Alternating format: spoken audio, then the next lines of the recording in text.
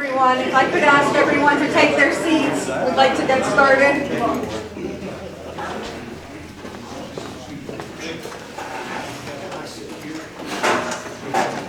So I'll say it again. Good evening and welcome to the Hardee County Republican Executive Committee's annual Reagan dinner. We appreciate you all coming. We appreciate the support that you give to the committee in our efforts to make sure that the most responsible conservative candidates are elected on all levels. I would like to let you all know the signs over here are at no cost. Take as many as you want to take to display. If you want Trump signs, there's a raffle. The tickets are $5 a piece. If you buy two, you get a free Trump sign. Or if you just want to pay $10, why you would want to just pay $10 and not get a raffle ticket with a chance to win $500, $300, or $200, then you can do that too. So I'd like us all to stand, and Joe Dodd is going to lead us in the pledge, and the flag is over at the window.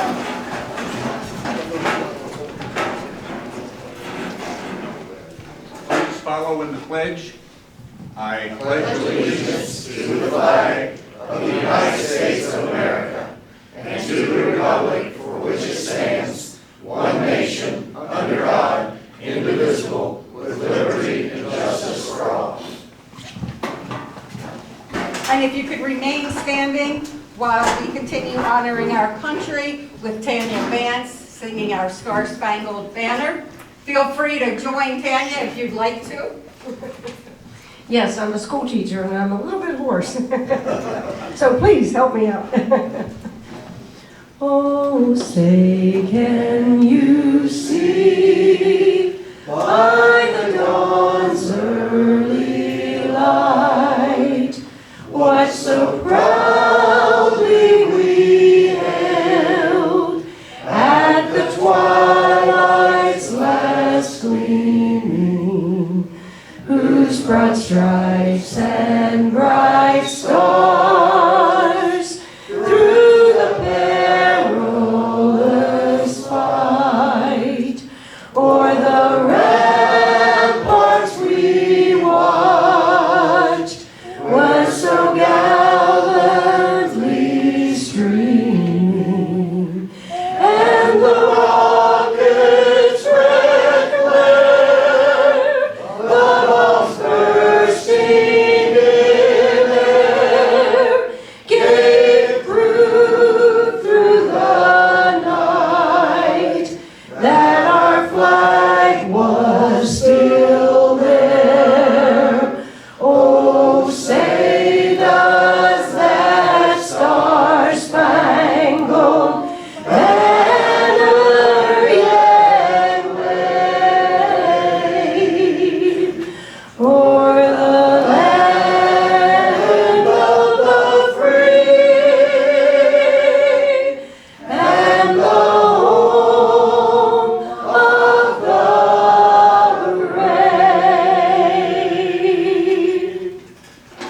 Thank you.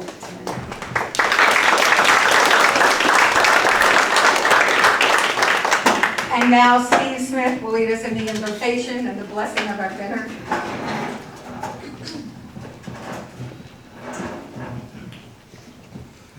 Let us pray. Heavenly Father, we thank you for this wonderful day of life that you've given us. Lord, we thank you for this time we have to come together this evening and to work for the Republican Party of Hardee County. And we pray that as we do so, that we do things that are pleasing in your sight. We pray, dear Lord, that you'll give our country the strength to understand right and wrong again. We pray that you will help us give the strength to resist those who want to see our country immersed in evil and just stand for what is right. Lord, be with us, be with our nation during this difficult time of foreign conflicts and of border crises and all these difficult things that are going on. Be with us, Lord, and we thank you so much for the food we're about to have this evening. Watch over us and care for us. In Jesus' name we pray. Amen. Amen. Okay, and now we can start at the top and go ahead and have dinner. Well, we're going to begin our program again. And what we're going to do this evening, and we usually have this dinner, I mean, it's been this way for years in Constitution Week. Of course, this is the week after Constitution Week, but we're going to go ahead and still honor the U.S. Constitution. The way we've always done that is that we, if you look in front of you, you have a copy of the preamble to the Constitution. And usually what we do is we recite it, and if you want to join in, you're more than welcome to. Oh, it's also in the back of your programs, if you don't see one in front of you. We, the people of the United States, in order to form a more perfect union, establish justice, ensure domestic tranquility, provide for the common defense, promote the general welfare, and secure the blessings of liberty to ourselves and our posterity, do ordain and establish this Constitution for the United States of America. Thank you. As Hardee County community members and West Virginia constituents and United States citizens, we should be proud of our elected officials.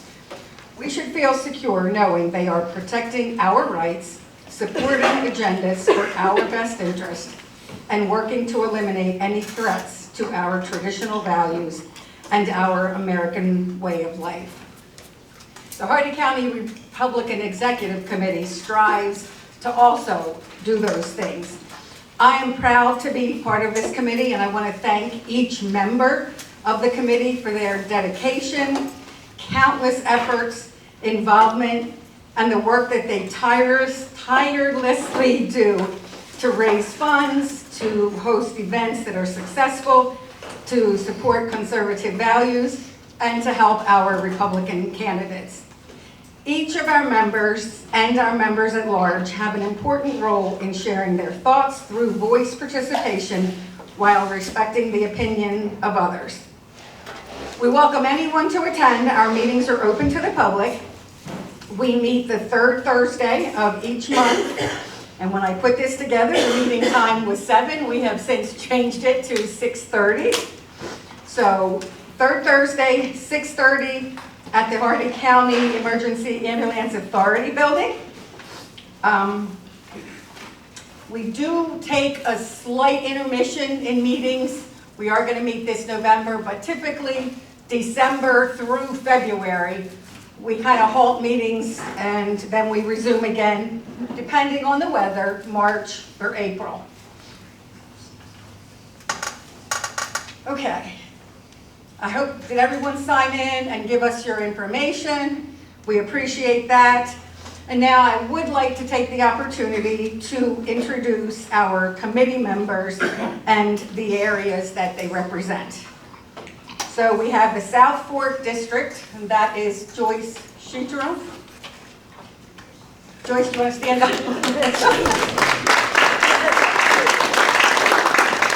And the male representative is Rob Klass, and he couldn't be here this evening. The Oldfields District, we have Debbie Bluestein. And then Steve Smith, who serves as our vice chair.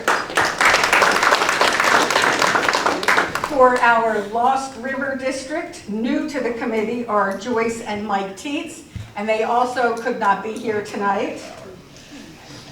We have a vacant seat for a female in Moorefield. So if anybody's interested in that seat, we would love to be able to fill that Moorefield female seat. And Joe Dodd, who serves as our treasurer.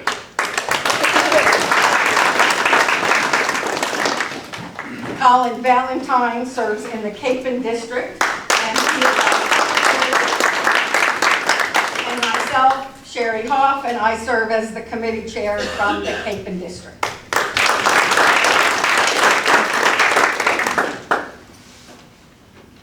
Okay. At this time, I would like to present the Jake Ratchford Hardy County Republican of the Year Award. The person earning the reward this year has been a wonderful asset to the committee. He never hesitates to help. He takes on responsibilities and helps whenever possible. Despite having a new baby this year, he has continued to manage our website and chair some of our subcommittees. When our previous secretary had to resign his position for personal reasons, Colin stepped up and took on the duties of secretary. Ladies and gentlemen, please give a round of applause for Colin Valentine.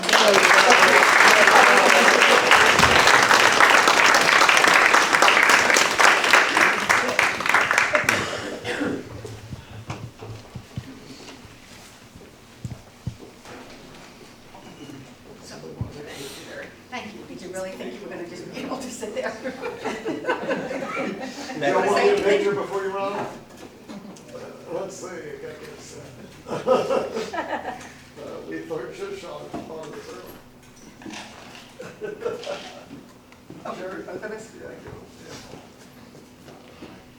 You ever have these pop-ups that come on your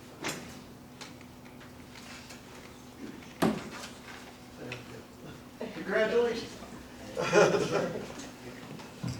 So thank you for coming, everyone. I don't have any prepared remarks, and I will keep it very short, but just please remember to get out, vote Republican, get your family, friends to vote Republican, text people, pressure neighbors, tell folks at church. We have a very important series of elections. It's not just, I mean, President Trump obviously is going to win Hardy County handily, but we've got races up and down the ballot, very good candidates. Some who, like Dave Workman have been in, doing great work for a while and, have a record. Others are first-time candidates and, are going to bring reform to the prosecuting attorney's office. So it's just important that people get out and vote and get their friends and family out and vote. Yes.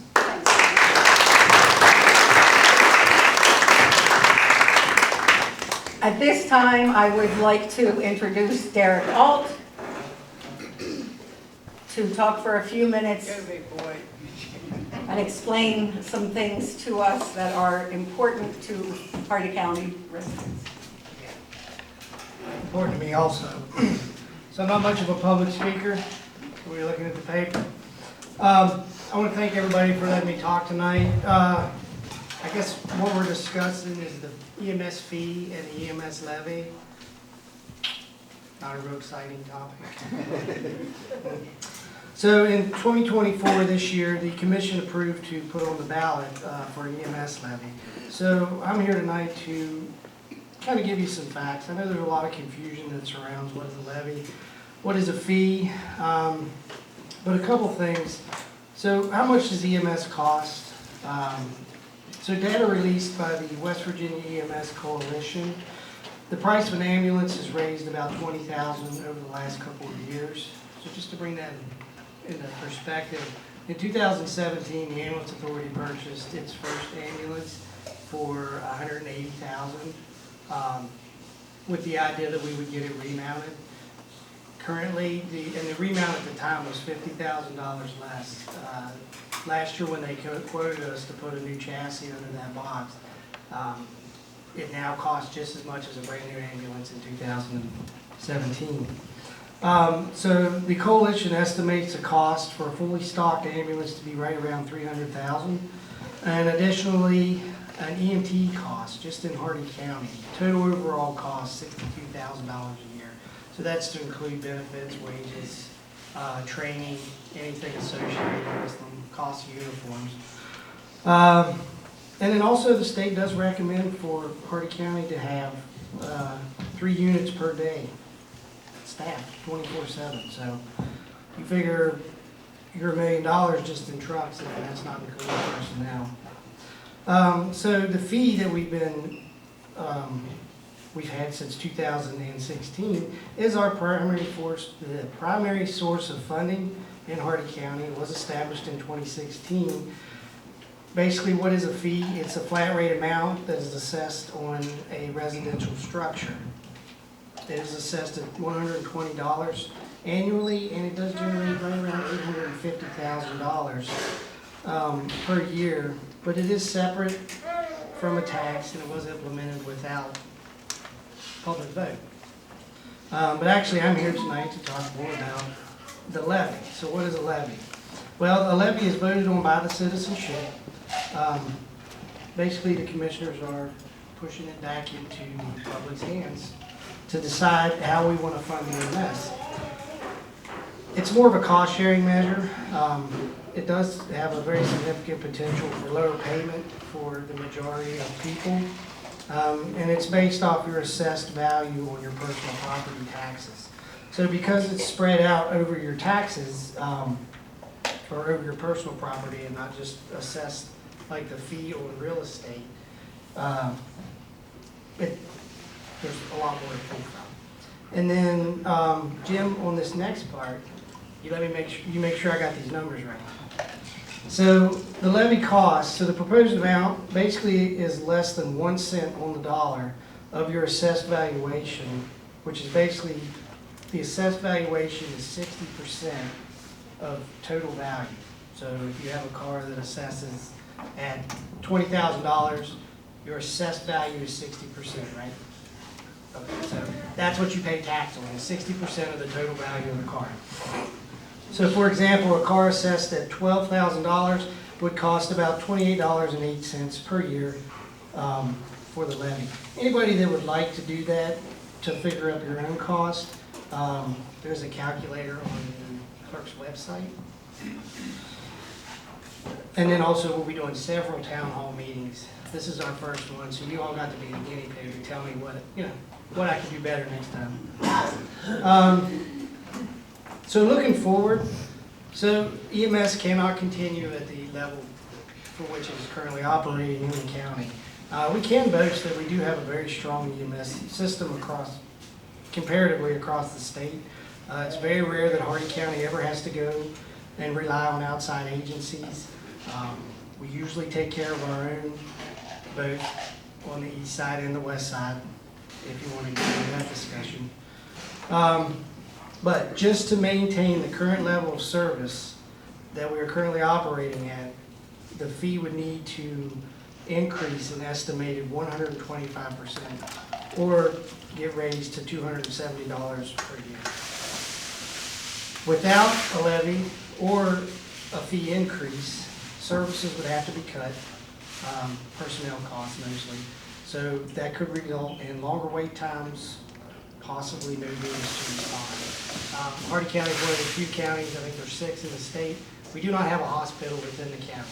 So we go to Grant, we go to Hampshire, we go to Rockingham, we go to Winchester. Those are our closest facilities.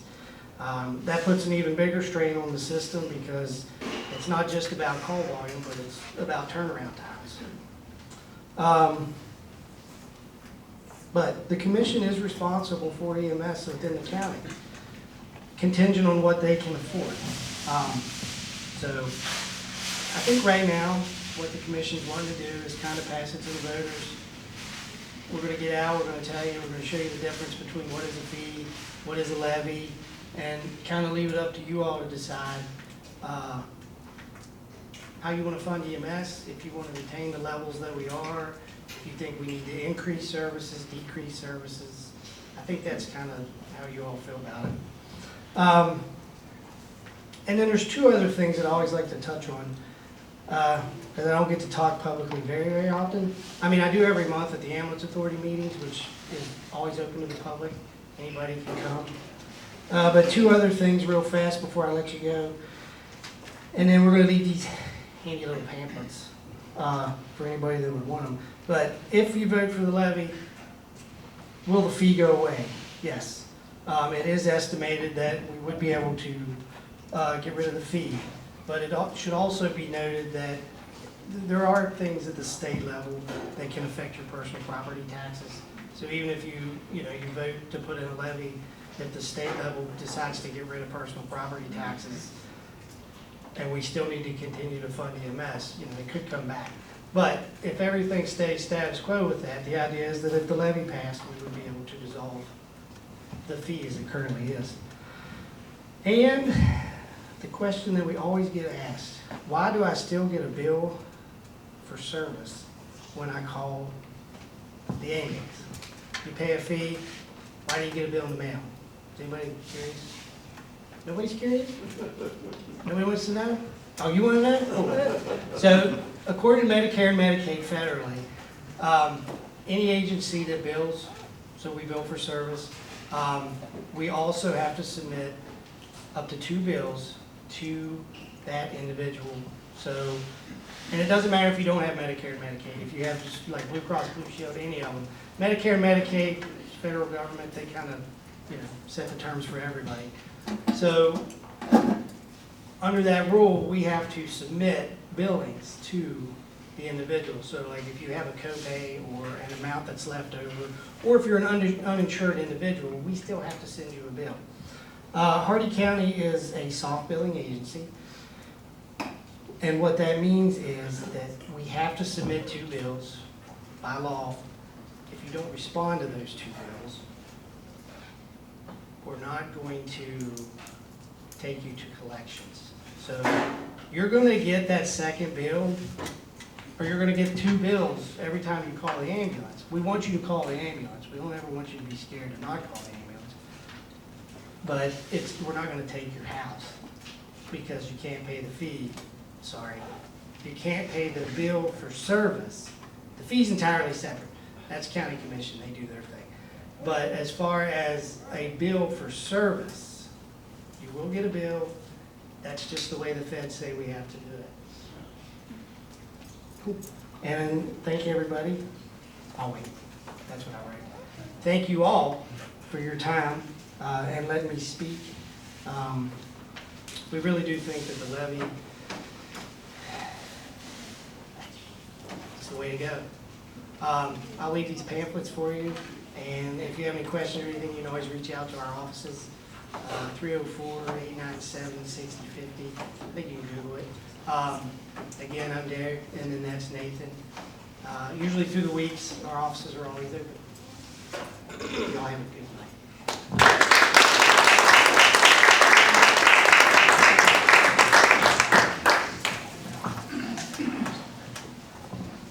So now, at this time, I would like to introduce our keynote speaker, who is Jeff Weatherholt.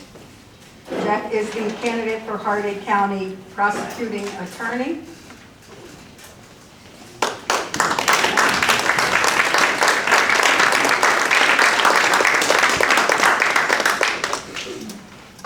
Thank you. My name is Jeff Weatherholt, and I've been an attorney for over 33 years. I think that's about 4.5 times the legal experience that my opponent has. In the paper and on Facebook, they said that I had never tried a felony jury trial. In fact, I found the article from Wednesday, July the 10th. Moorefield Examiner said, "This is the difference between Orrin and Jeff Weatherholt," she added. Jeff Weatherholt has never tried a felony case in his life. Orrin and I have tried multiple cases, and then it goes on. The fact is, according to my research, I graduated from law school a week before Orrin Staggers was born. Okay? Again, I have 33 years experience. According to my research, he's been a member of the state bar less than 7 years. I was trying felony jury trial cases when Orrin was a toddler, okay? 1993. So he'd been, what, 3.5, 4? I've also tried murder cases, okay? Now, in the murder cases, there were 2 attorneys, not just one. The others, I've tried aggravated robbery by myself. I've tried forgery and uttering case by myself, drug cases by myself. Again, according to the quote and what he told me one day, I saw him in the hallway and he asked me about having this debate and wanting dates, and I asked him if he'd ever tried a felony jury case. He said yes. I said, no, I mean by yourself. He said, no, but I've always been first chair. So he's always had Lucas with him. To me, that's like riding a bike with training wheels, okay? At any time, when you have another counsel there, you can always look to the judge and say, Judge, can I confer with counsel? He can turn and talk to Lucas then and whisper and say whatever they want to, or for that matter, he could sit down and Lucas could get up, okay? So, I mean, that came directly from him. And in the paper, the quote says, Warren and I. So, again, I've tried cases by myself, felony jury trials. The 2 murder cases that I participated in, there were 2 defense counsel. One, the lady who had shot her husband in the back and then tried to say she had diminished capacity or used the insanity defense. I questioned Dr. Goody Kuntz, which was their expert, and our expert was Dr. Adamski. The other one, so that she had a small firm of 5 or 6 attorney, Weston Jones at the time. And so me and the main prosecutor tried that case. Me and another assistant tried a guy who shot a couple people in a bar, and one of them passed away. And he had 2 public defenders. So that's why we had 2 in that case. Murder trials are a little bit longer. I think they were both 4 or 5 day trials, or hearing 4 or 5 days. Usually a jury trial is a day and a half. You know, it takes a day and a half to trial, and the jury's usually out, half a day. But of course that varies. I've handled cases pretty much from every angle, okay? An assistant prosecutor position is usually like an introductory, or it's one of your first jobs out of college, and that's where I had it in Clarksburg. And, there's been several, I believe, that have been hired, and that was their introductory position at the Hardy County Prosecutor's Office too. And then you can make it into a career, but I believe that was Warren's first job, I'm not sure, other than working with his father. So anyway, I've have that experience. I worked there for a little over 4 years. Later, I also worked in the Mason County Prosecuting Attorney's Office. That's Point Pleasant across the state. Of course, Harrison County is in Clarksburg. The last 4 or 5 years I've been on my own. I've been representing people in Hardy, Pendleton, Grant, and Mineral counties. I used to do Hampshire County, but it got to be too much, and I quit doing that before COVID, and I've had plenty of work, never looked back. Before that, I was a law clerk for 3 different judges. I was in Mason County for about 6 months, and then that's when the legislature created a second judge position here for our circuit, and Jerry Moore from Franklin was appointed. So Mr. Moore had it until the next election, and then he lost to Judge Parsons. Judge Parsons kept me on for his 6 years, so I must have been doing something right, because there wasn't probably a more contentious fight or battle between 2 candidates in a long time. Anyway, it was very contentious, but I tried to be Switzerland and stay out of it because I just needed a job at the time. So anyway, Judge Parsons kept me on, and then when he retired, Carter Williams got it, and he kept me on as well, and I worked for him for over a year, and then that's when I went out on my own 4 or 5 years ago, working in Hardy, Pendleton, Grant, and Mineral counties. I do court appointed, I do some felonies, but not that many. In Hardy County, they like to do felonies on a different day than they do the other cases. I prefer doing abuse and neglect. In Mineral or Grant, I've done some felony cases, and I do a lot of misdemeanor cases. And I've also been an administrative law judge / hearing examiner for the West Virginia Education and Public Employees Grievance Board. I did that for about 2.5 years, presided over 100 different cases, wrote, I think it was like 102, 103 different decisions. One was the PRT workers. When they were reclassified, they said, we do a lot more engineering than we get credit for. So we had, I forget, it was a 2 or 3 day hearing. I wrote an 18 or 20 page order, and then they got a raise because I agreed with what they said. Other cases I had, it was education and public employees. So it was the school teachers, the janitors, the cooks, some of the small colleges. I remember a case from Shepherd College, which is now at Shepherd University. I think there was one from West Liberty. There were also the public employees, that would be Department of Highway workers, Department of Correction workers, and those type of grievances. So now those weren't criminal cases, of course, those were employee grievances, but I sat like a judge or hearing examiner in those cases and ruled on the evidence and wrote a decision. So to a certain extent, judge cases or grievances. I've worked behind the scenes as a law clerk for 3 different judges, doing whatever the judges wanted, writing the orders, researching the cases, writing up memos or whatever a circuit judge needs. I've been an assistant prosecutor trying the murder cases or felony cases. Of course, I also did misdemeanors, prosecuted and abuse and neglect.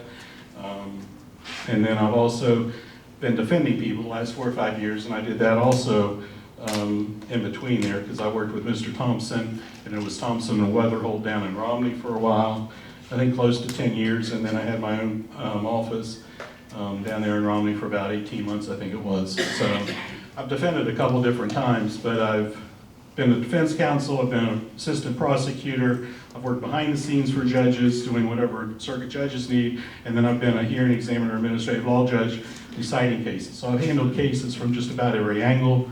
I have over 4.5 times more experience, according to my research, than my opponent.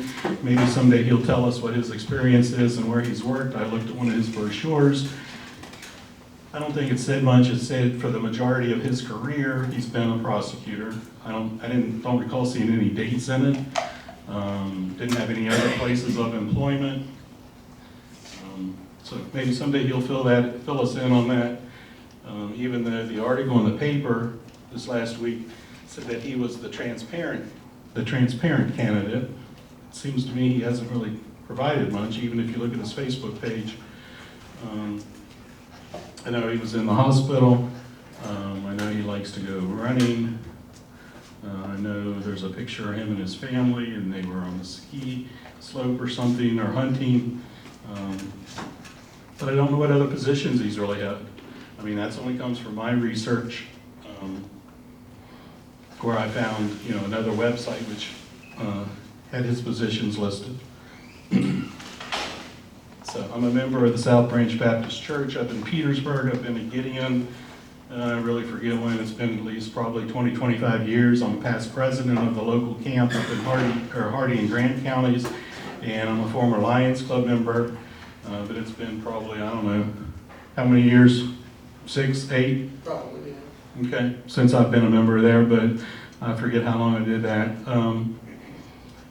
So went to University of Nebraska, got my law degree. I was in school the entire decade of the 80s. I graduated from Moorefield High School in 1980, graduated from law school in 1990. I got 2 bachelors in 1985. I got a master's in 1986. Master in 1987. The first one was in safety studies, in labor relations. The second one was in safety studies, and all of those were from WVU. Only the law degree was from the University of Nebraska. I'm also not only a member of the West Virginia State Bar, but the Northern Federal District and the Southern Federal District of West Virginia. So that article made a big deal out of my signs. Said this Democratic chairperson, whatever his name is, from Lost River, I believe it is, said for some reason I focus on the word Republican.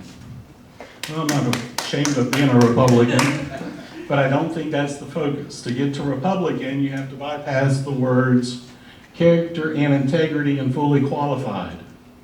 And those are of a larger set type than Republican. I think these are like 4.5 millimeters, and I think that's like 3.5. I think you can probably tell it's a little bit smaller, but that's an identifier, okay? It's not necessarily a qualifier, though. When I'm out campaigning and somebody asks me if I'm a Republican, I say yes, and they say that's good enough, I usually shut up and say thank you, which is kind of hard for an attorney to do, but.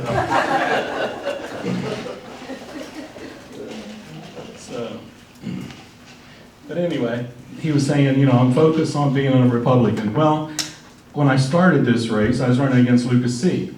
I wanted people to know that I was running against Lucas, not only in the primary, but in the general election. Okay, so I wanted them, because even after that, some people still came up and say, well, did you win? It's like, well, yeah, I won, but I was unopposed, and so was Lucas, okay? So we're both gonna proceed to the general election. So that's why I put it on my big signs, and then when I was making my smaller signs, I mean, again, it's an identifier, and I'm not ashamed of being a Republican, I'm proud to be a Republican, but, you know, it's not any more important than anything else, and not as important as my character and integrity, which I think the current person running against me has a little problem. So anyway, Lucas withdrew. In the paper, it said there was so much negativity around him, and you know, we kind of know what's going on there. It's been in the paper. We also know that my opponent endorsed him, or was in his corner, still in his corner. Still hasn't distanced himself from there.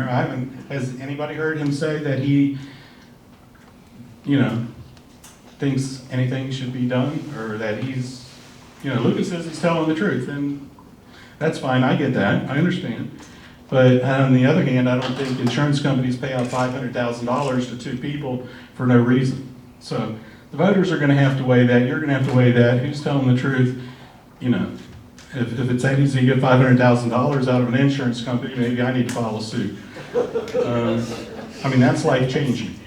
You know, that's not just nuisance settlement, here's 20, 30, 50,000, you know, thank you, let's get this over with and done. And I think, how long did they study that? A year and a half? Almost 2 years, 20 months? I mean, I'm asking, it's been in the paper, I haven't gone and figured it out. So, you know, so they did all of that research, all of that discovery, and then they go, oh, let's settle. Well, and it wasn't chump change. So, but anyway, getting back to this guy trying to tie me to Republican, like it's some bad thing, you know, and saying how his candidate, I mean, I don't know if he even talks about his candidate, but it's noteworthy that Mr. Staggers on August the 28th of the Moorefield Examiner appeared on the front page with a photo of him rebuilding the Democrat Party. And I guess it's probably talking to the guy that wrote the letter. So I haven't appeared on the front page with any Republicans. Staggers appeared with a group photo in the Moorefield Examiner, an article about Mary Ann Claytor, the Democrat running for auditor. On September the 17th, just 2 weeks ago, he appeared on page 2 of the Examiner in a quarter-page ad. I think it was an ad. I mean, it had his picture, and it had Fertig's picture on the other side, and at the top it had the Democrat candidate for governor. So, you know, and yet he's saying that I'm the one out there preaching my party, and that, you know, that's a bad thing when you're a prosecutor because, you know, party shouldn't matter, and I agree. I mean, if somebody commits a crime, I'm not going to say, hey, was that guy that broke into your house, was he a Democrat or Republican? And I'm not going to say, okay, victim, are you a Democrat or Republican? When I was an assistant prosecutor, I never asked. I didn't care. It doesn't matter. I don't care who you are. I don't care if you're not even a resident of Hardy County. If you're passing through for 10 minutes and a crime is committed against you, I'm going to prosecute it just as hard as somebody who's lived here 30, 40 years. Okay? I would hope if I'm in Harrisonburg, Virginia, and somebody breaks in my car or assaults me while I'm shopping in there for 20 minutes, that the same thing happens. I hope they don't go, oh, well, he's from West Virginia. Let's just dismiss this case or give the guy a $50 fine and let's get out of here. He's not going to vote for me. I mean, you know, so I don't care what party you are or anything else. And I've never asked anybody that when I was an assistant prosecutor, never asked anybody that when I was an administrative law judge hearing cases. I mean, it's just ridiculous that they're trying to make this stuff up like it's some big deal. Just because I put Republican on my sign. When he's appeared on the front page of the paper, or page 2, I guess the one time was page 2. So anyway.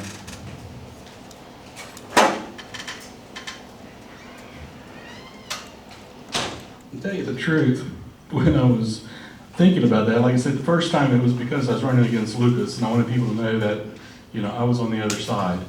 And that the primary, that election was not decided. But I don't know, when I was doing that, I was thinking of the old paper ballots where Republicans are on one side, Democrats are on the other, and there's, you know, I said chicken one time, but my wife said I've been in Hardy County too long, and it's not chickens, it's either elephants or donkeys. You know, and then they had the circle and you would check it, and then that would be for all the people down the thing, for the straight ballot, and So, that's one reason I kind of put it there too. I was thinking, well, if somebody's going to vote straight party Republican, Democrat, and they want to vote for me, they'll know where I am. Of course, we've gone to paper ballots, and I wasn't really thinking the whole thing through, and I thought it's on my other sign, so I put it on there too.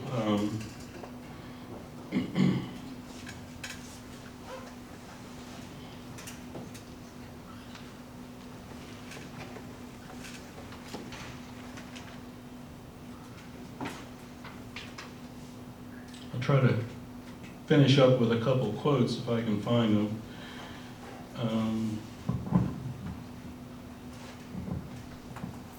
I think really the main thing, besides the difference in experience and mine being well-rounded and so much more than my opponents, and if he has more experience than that, I would like him to fill us all in on that. One, my understanding is basically from Kaiser. Okay, he graduated from down there, Kaiser. He's from there. He worked for Lucas for a year, it's my understanding. Left, went to Berkeley County, came back, and has been there since 2020, I believe, according to my research. And that same year, when he returned the second time to Hardy County, he also ran for prosecuting attorney in Hampshire County. He lost in the primary to Charlie Johnson, and of course, well, not of course, but Charlie Johnson has changed from a Democrat to a Republican. In this past term, he ran unopposed for the position in Mineral County. So you have an out-of-state prosecutor in the county that Orrin's from, an attorney. Nobody in Kaiser, I guess, wanted it, so Charlie Johnson over in Hampshire County ran. I don't know why he didn't run in his own home county, Mineral County. But anyway, the Democrats in Hampshire County in 2020 rejected him in favor of Charlie Johnson, but of course Charlie lost to Rebecca Miller Staggs. So anyway, he's from Mineral County, he was in Hardy County, went to Berkeley County to work, then he came back to Hardy County to work for Lucas some more, but then he also, at the same time, or the same year, or shortly thereafter, in 2020, ran for prosecutor in Hampshire County. So is he really looking for a job or a home, or what, what's his loyalty to Hardy County? I went to elementary school here. I went to all of high school here. My people are from here. We can trace my lineage back on I don't know how many different lines. The DeLauters, the Wetzels, the Chrismans, the Millers, the Bars, the Weatherholtzes. When I say that Weatherholtzes, I probably should say Weatherholt, because a lot of people like to put that Z on the end of it. But and people still do. I think Trevor even put it on an ad he was writing for me. But that's okay. Sometimes I want to put it on there too. So, more experience, really the local candidate. And then that doesn't even get to the liberal plea agreements. I walked into the courtroom waiting for my turn. I had an abuse and neglect case. A plea agreement was going on. The guy was pleading to possession with intent to deliver meth, a felony. He pled to the felony. Part of a plea agreement is that the prosecutor gives a factual basis before the judge can accept it. The defendant then gets to say if the prosecutor is correct or incorrect, or if there's anything he wants to change or add, but the judge has to make a factual basis for taking the plea. Assistant prosecutor said, yeah, we can prove he had enough drugs on him and he was intending to deliver it. The judge looked at the defendant and said, after he was sworn in, did you intend to give that to somebody else or transfer it or deliver it? He said, yes, sir. So, somebody with possession with enough meth or stuff to be charged with possession with intent to deliver, pled to the felony, he's getting probation, deferred adjudication. If he completes his deferred adjudication, probably involves drug court, but if he does that successfully, he's going to walk out of there with a $100 fine and a misdemeanor on his record. The felony will be taken back, or it's held in abeyance because it's called a deferred adjudication. So he pled to that. But during this time period, while he's on 3 years of probation, or a deferred adjudication, the judge holds that in abeyance. So if he does his 3 years okay, that'll be reduced to a misdemeanor with a $100 fine. So that's part of the makeup of his whatever conviction rate he's liking to tout.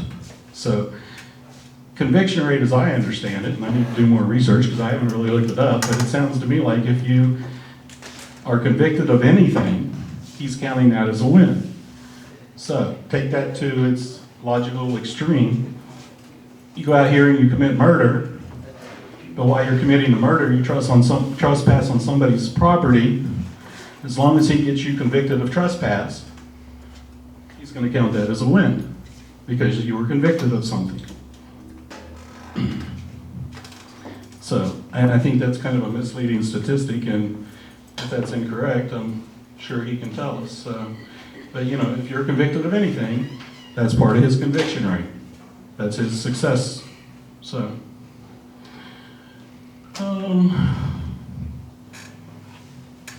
anyway, he's still supporting Lucas, and I think that's part of the problem. Not only the liberal plea agreements, but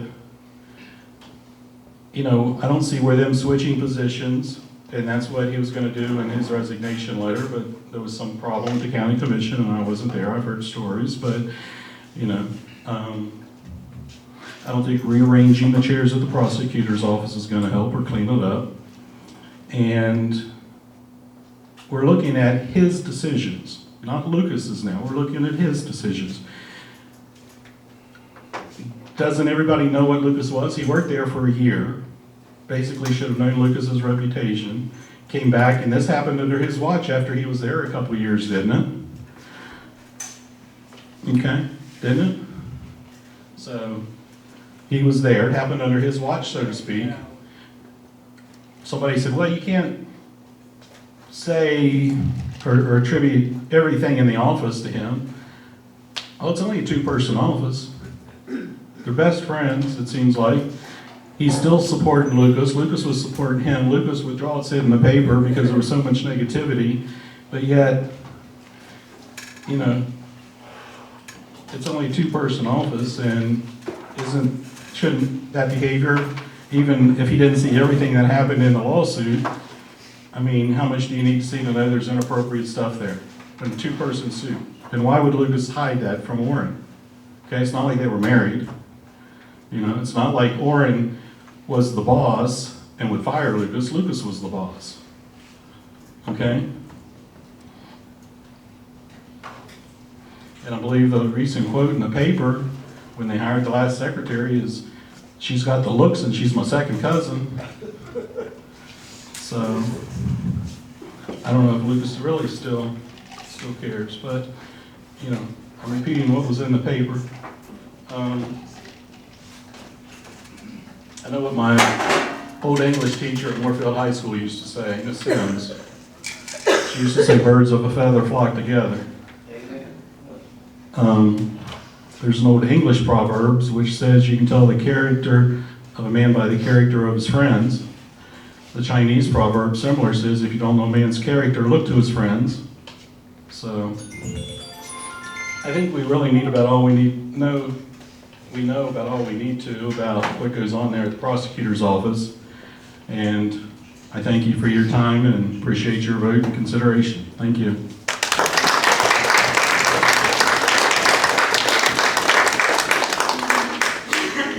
So now I have a couple of guests that there's no particular order, there's no hierarchy here. I'm just going to introduce them as I have them written down. So, Randy Smith.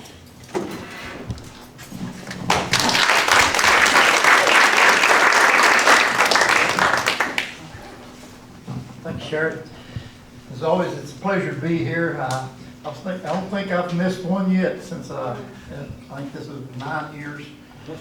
9 years for me. So Hardy County's been good to me. I've got a lot of good friends in Hardy County. Hardy County is they're Randy Smith's people because Randy Smith is Lake Hardy County. You know, I'm a country boy. I was a coal miner for 44 years. before I retired last July. So I've been here in Hardy County a lot, and I'm sorry, Jeff, but I was sitting there and you took me back to Judiciary Committee. I served on the Judiciary Committee for 6 years, and man, you lawyers can talk. I know, I was there 2, 3 o'clock in the morning listening to you talk. And I'm telling you, it's hard for an old farm boy and coal miner to sit and listen to lawyers for 6 hours at a committee meeting. And I'm just joking. But you lawyers can talk, I will tell you that. I'm on finance now, so I'm good.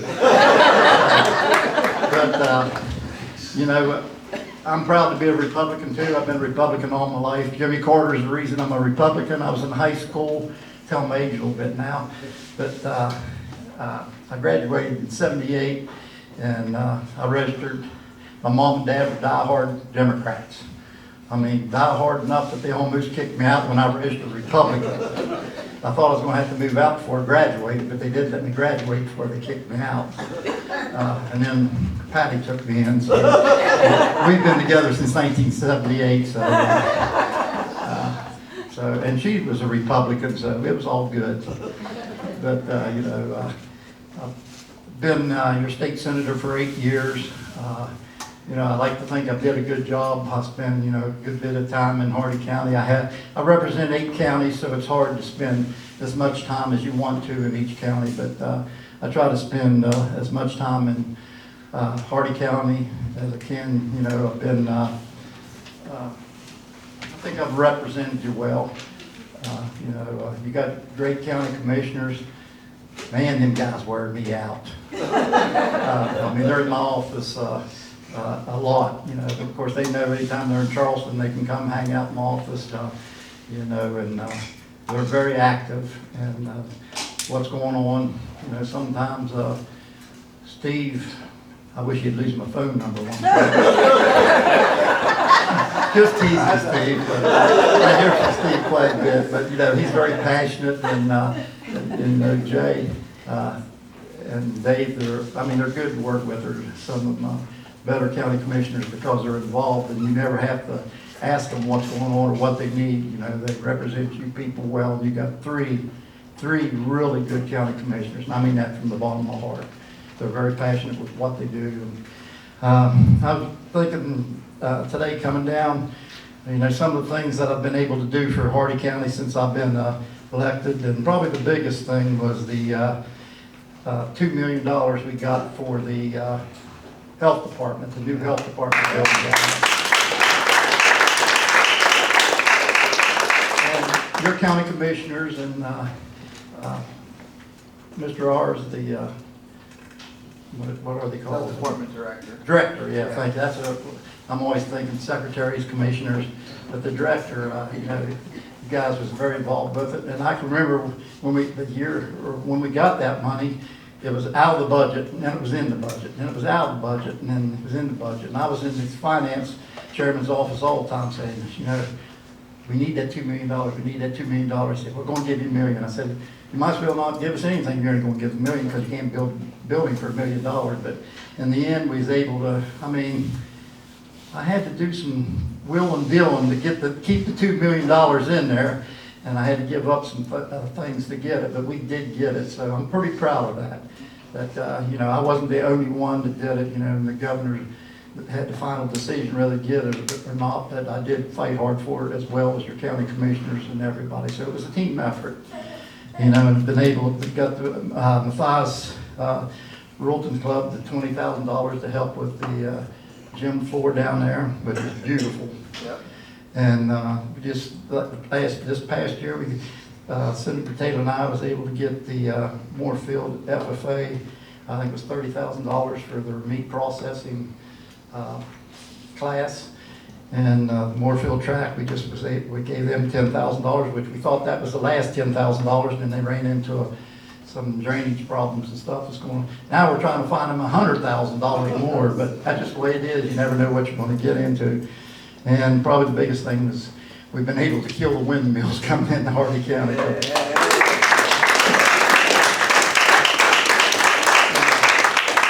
those of you that know me know that I'm not a windmill fan. And, you know, I fight, you know, and if they was on a level playing field, it'd be one thing, but the thing I have is the tax breaks they get, it's nothing to the counties, and I'm not gonna get into it, everybody knows that. You know, they're taxed on salvage value, which is 5% of their actual value, and then they're taxed 70% on that 5%. So, you know, they make it sound like the county's gonna make all this money, but they're not. And what that money could do for just the schools in those counties that has all these windmills like Mineral, Grant, Tucker, Preston. So, probably the biggest thing this year that I've taken the biggest beating over, and my county commissioners was in on this, was Senate Bill 171. You know, I have nightmares about Senate Bill 171. We passed it last year. It passed the House and Senate both unanimously. No problems, no arguments, no fighting. And it died the last night of session because we ran out of time. So this year we brought it out, and I was a co-sponsor on it. Senator Hamilton was the lead sponsor, and we got it out the first day because it done been through all the committee processes the year before. 2 committees in the House, 2 committees in the Senate. We passed it out. Nobody said it or nothing. It wasn't an issue or anything until we got to, or then it got to the House after we passed it out of the Senate, and everything broke loose. And a lot of it, I mean, it was a Farm Bureau bill, you know, the agriculture bill to protect agriculture facilities is what it was meant for, and that was the gist of the bill. Didn't think it was a problem. I'm a big agriculture guy, and I'll protect agriculture with my last breath. And Marty County's an agricultural county. But there was a lot of bad publicity, a lot of I'm just going to say it, liberal groups got involved that wasn't even from West Virginia. It was from Virginia, DC area, put a lot of money in this. A lot of PETA people was involved in that because, you know, they hate Pilgrim's Pride because they kill chickens. And, you know, environmental groups, they're against coal miners, but whether you believe it or not, the person they hate probably worse than coal miners is farmers, because they don't think that, you know, that agriculture, you know, because you use fertilizer, use sprays, you know, I mean, they're just anti-agriculture. And believe me, I know what I'm talking about. I'm the chairman of the Senate Energy Committee, and you know, I have these people in my office all the time, and they don't like agriculture. I mean, they might say they do, but they're using it to get what they want. And the picture is to do away with any kind of processing, animal processing, and anything environmental. But I do want to clear some things up on Senate Bill 171. It does not prevent zoning, because zoning's under 7-1-3 in Chapter 8, also in Chapter, but it has nothing to prevent your zoning commission. Doesn't take any power away from them. Does not prevent natural floodplain insurance act issues. It's under 7-13V. Does not apply to commercial forestry, because commercial forestry identifies in tax code 11-1A3 only applies to agriculture operations as defined in 19-19.2. Does not apply to anything with windmills or solar. It can't allow windmill or solar farms in. Has nothing to do with that.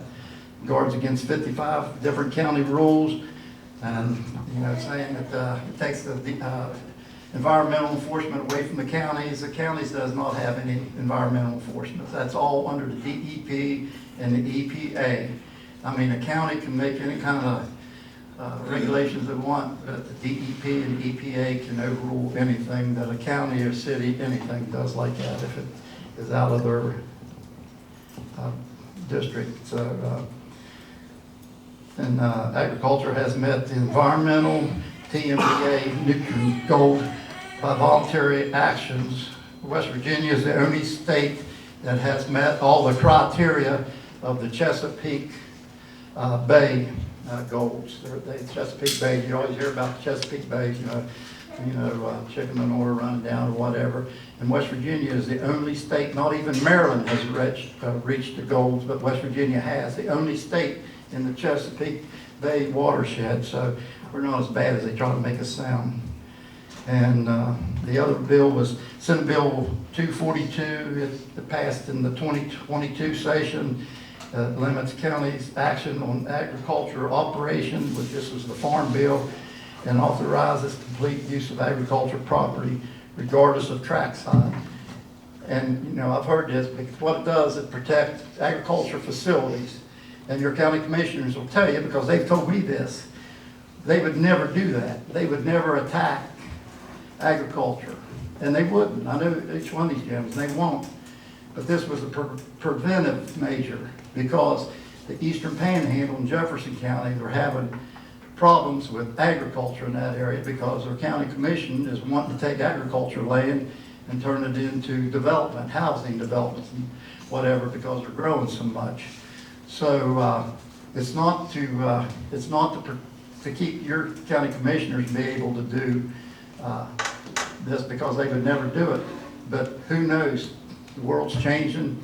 You have a lot of people moving in from Virginia, DC area.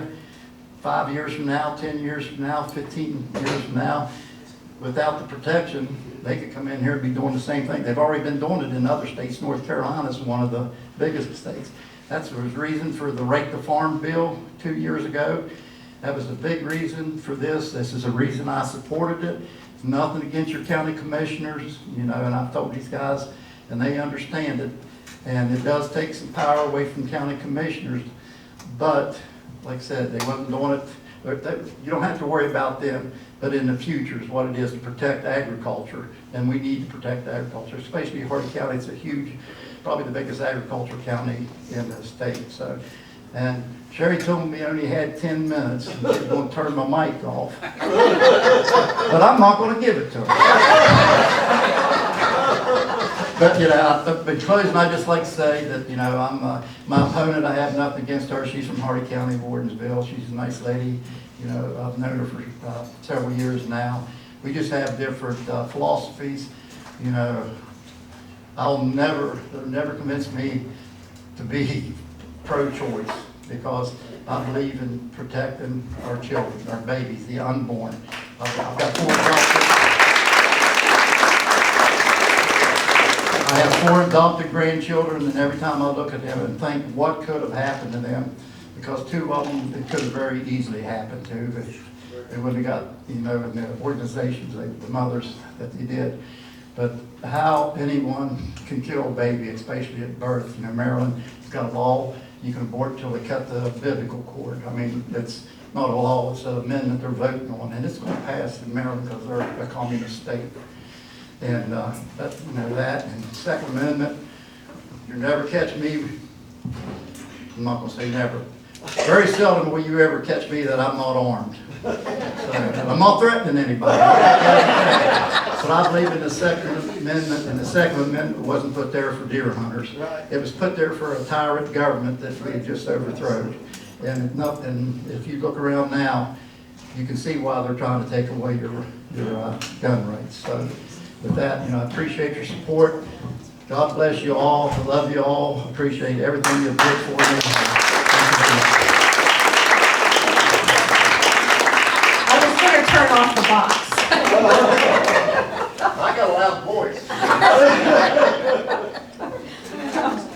Chris Warner, who is running for, well, first of all, let me thank Randy for sponsoring a table. So that's why I let him talk so long. He sponsored a table. I got to give him some leeway.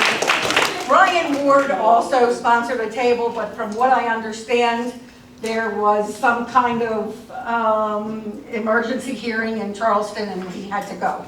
But he did sponsor a table, so I did want to recognize him for that. Now I'll get back to Chris Warner. Chris Warner is running for Secretary of State. He could not be here, but he did send a representative, so we can give Michael George 5 minutes. Thank you. That's plenty of time for me. My messages are always like bologna. I can slice them off anywhere and still have a sandwich. So, my name's really not important because I am here to talk about Chris Warner. For those of you that don't know Chris Warner, I'm going to give you just a little bit of background, okay? Chris has been married to his wife Joyce for 35, going on 36 years. They have 5 children, all who served in the United States Air Force. 4 are still serving, absolutely. 4 are still serving in that today. Chris, for the past 30 years, has been up and down West Virginia recruiting candidates for Republican seats in the House, in the Senate, and he has been very effective in doing that. That was one of the reasons that this state did flip when it did. But here's the things that I want to point out. Secretary of State is a very important position because it makes sure that we have fair and honest elections, that there's integrity in that. And Chris Warner has a plan. In fact, tonight he sent me out to go look at all these, cemetery markers out here to make sure no dead people vote Democrat coming in the election. No, just kidding. Chris's plan, he has a plan when he gets into office and becomes the Secretary of State.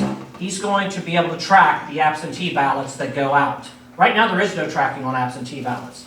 He has a plan to be able to track how many go out and how many come in, so that way that you can't have that voting irregularity. Chris's opponent wants to make the voting in West Virginia more like California. I can tell you that for a fact. I heard it myself out of his own mouth. Chris Warner, for the past 7 years, has been the West Virginia Executive Director of the West Virginia Economic Development Authority. For those past 7 years, every major economic development thing that has came into West Virginia, Chris Warner has had a part of. Why is that important for Secretary of State? Is because they deal with the business side of things. Chris Warner knows what it means to take and open up the state for business, help businesses get through the regulatory process to get here. That's what you need to be successful. You need to have fair and honest elections, and you need somebody that understands the business aspect. Now, I'm going to share this one last thing in closing. Like, wait, in closing? That quick? The West Virginia Chamber of Commerce, just this past week, and Hoppy Kercheval wrote about it in WV Metro News, that they said that West Virginia is on the right path. Now, did they say everything's perfect? No. There's areas that we got to work on. We all understand that. But they said we are on the right path. West Virginia currently has momentum. When you drive into Moorefield, coming from Petersburg, what do you see when you come in? You see there all of these state titles that they have won in football and baseball. How did they do that? They had coaches, they had people. When that momentum got going, they didn't stop and say, oh, you know what? Let's put in the second and third string and let's see how we do. No. They kept the first string on the field, keeping things going. That's what we have to do in West Virginia. We have momentum. It is not time to switch teams. It is not time to bring in the third string and put them in office. It is time to keep the first string in office.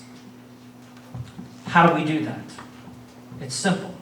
Number one, come election day, go to the polls. If you can't go to the polls election day, take the time and vote early. If you're not going to be here in that time, get an absentee ballot and make sure you get that sent in. That's how you keep momentum going. And then secondly, Colin, you nailed it on the head, okay? You find somebody to take with you. You find somebody to talk to. I've already done my part. In 2022, I married this beautiful woman back here and brought her from Ohio to West Virginia. And this year, she voted in West Virginia for the first time, and she cast a vote for Chris Warner. So, if you're unmarried, go find somebody out of state, marry them, bring them in. You still got time, okay? Look, I tell people this all the time.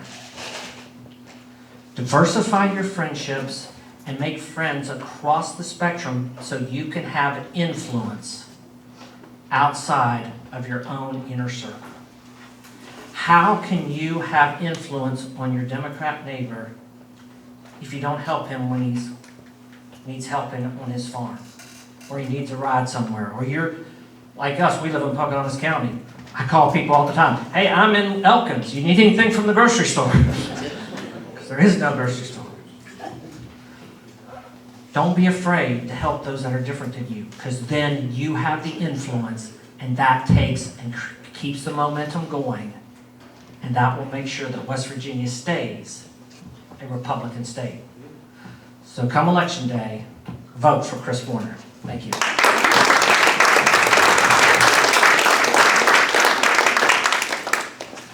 David Workman, running for commissioner. Again, or still.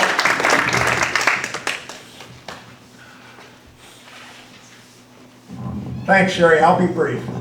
Most of you all know my story. I got to the dance a little bit late, but I'm here for the long haul. And I am running for re-election this year, and I do want to just mention a few things.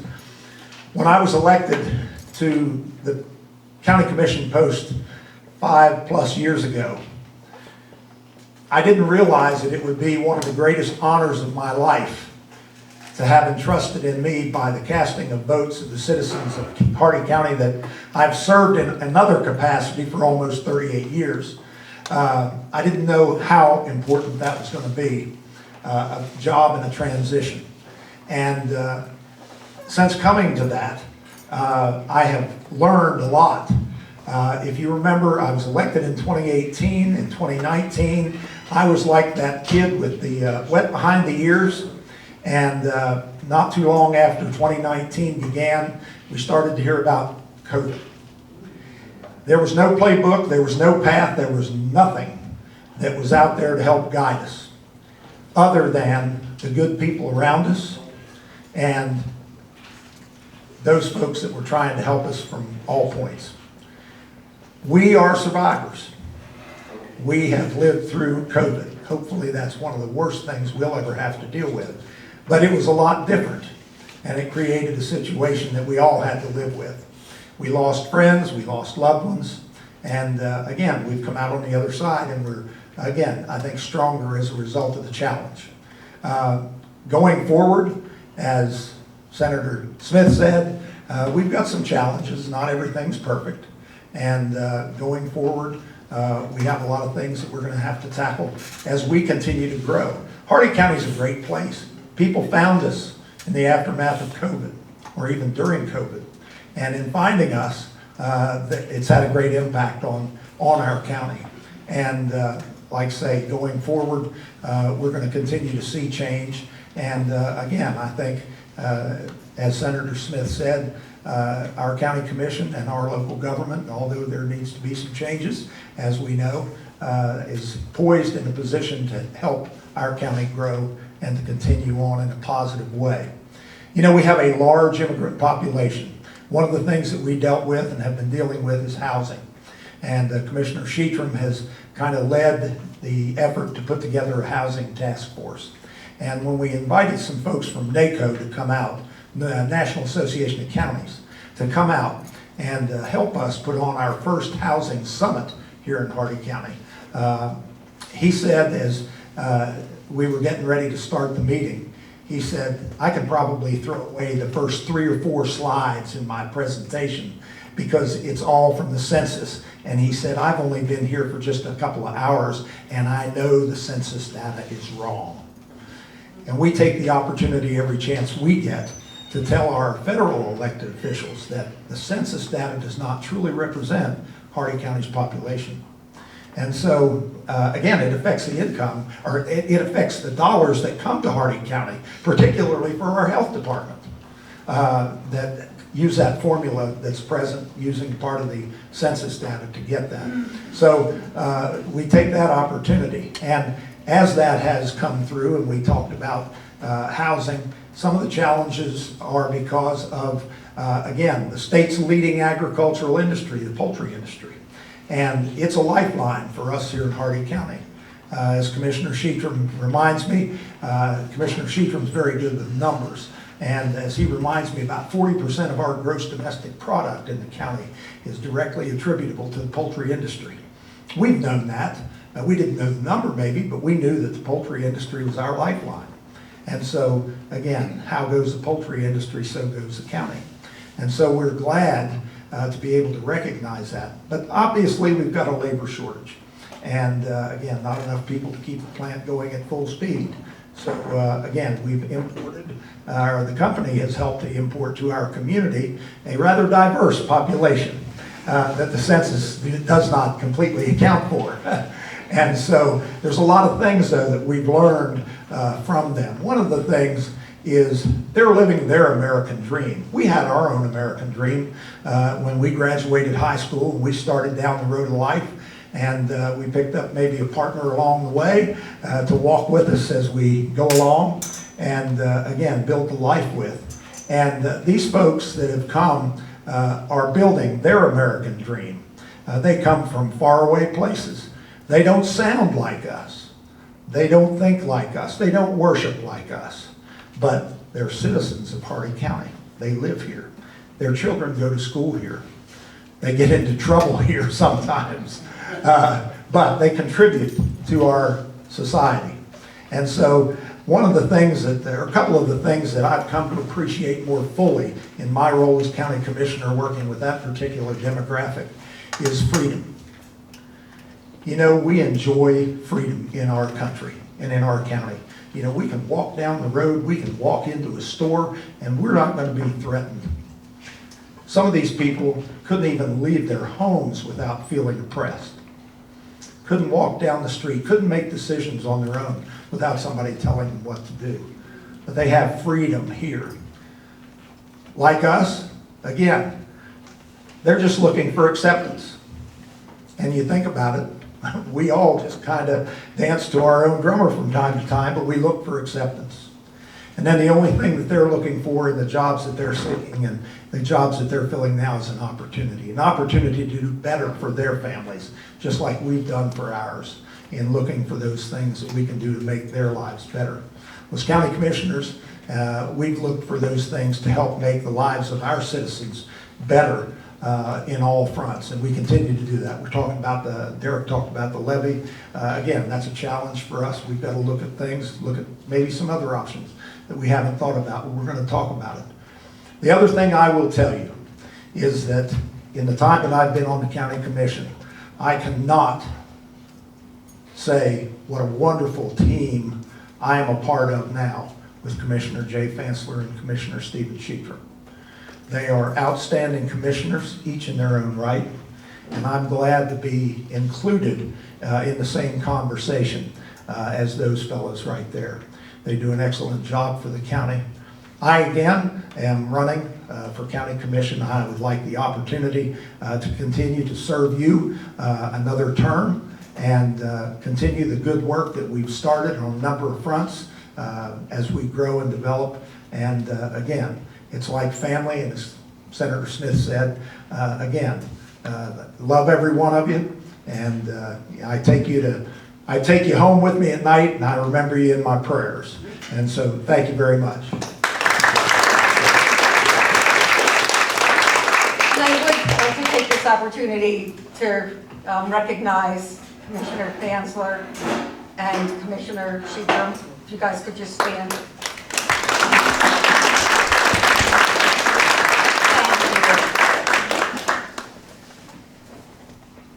Jim Ratchford.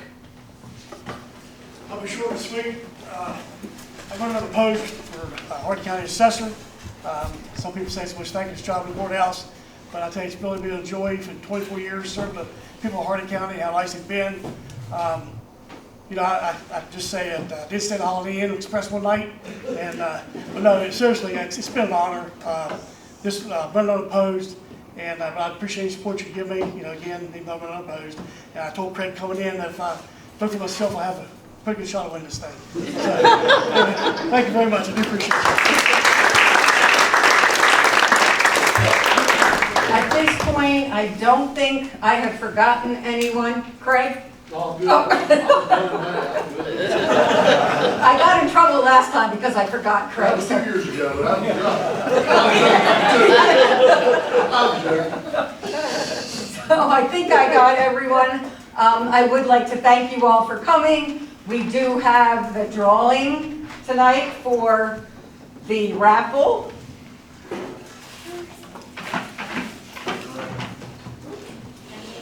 Do I have a volunteer to pick the, come on up. I'm letting you know and volunteer to do something. Oh, There we go.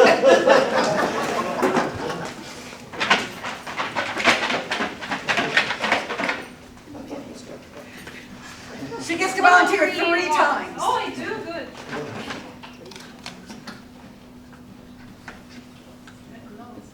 So number 1, Oh, It's 1970 what? it's David Workman.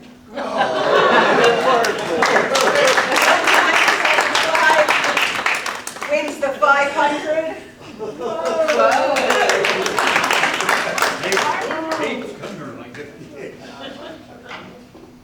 $500. Maybe should have bought one.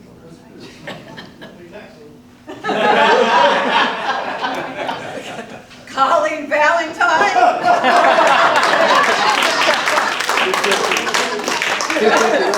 Three, that's three. Colleen wins the 300. All right, let's see what happens this time. I'm going to mix these up some. Just white tickets tonight. Okay, let's see. There we go.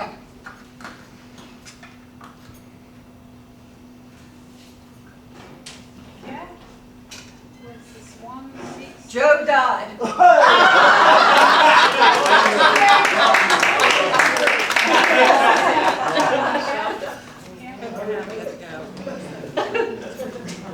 I will.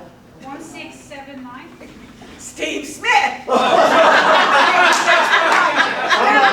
I'm not gonna tell you to draw it again, because I'm afraid the person won't do this, just put it back in the, I'll accept it, but put it back in the drink. Thank you. We appreciate that. You can do it. Okay. Okay, so that concludes our program for tonight. Thank you all for coming. Great job.